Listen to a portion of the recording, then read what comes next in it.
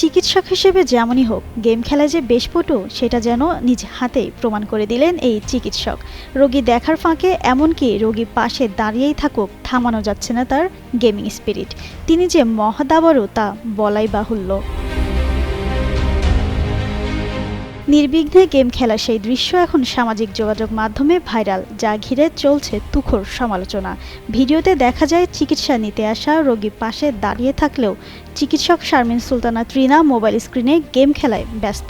এ ঘটনায় সেবা প্রার্থীরা প্রশ্ন তুলেছেন, মানুষের জীবনের মতো গুরুত্বপূর্ণ বিষয় উপেক্ষা করে একজন চিকিৎসকের দায়িত্বহীন আচরণে রোগীরা কতটা নিরাপদ। রোগী জানান, সরকারি হাসপাতালে অবহেলা দিন দিন বাড়ছে। বেসরকারি ক্লিনিকে বেশি খরচে সেবা মিললেও সরকারি হাসপাতালে শুরুতেই এমন আচরণ রোগীদের হতাশ করে। আর হাসপাতালের পরিচালক আনারুল ইসলাম কবির বলেন, ঘটনাটি দেখেছেন।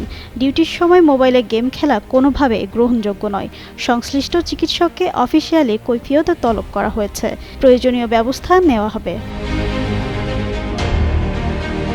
এদিকে গেল মঙ্গলবার কুষ্টিয়া মেডিকেল কলেজ হাসপাতালের এই ভিডিওটি ছড়িয়ে পড়ার পর ক্ষোভ বাড়ে রোগী ও স্বজনদের মধ্যে।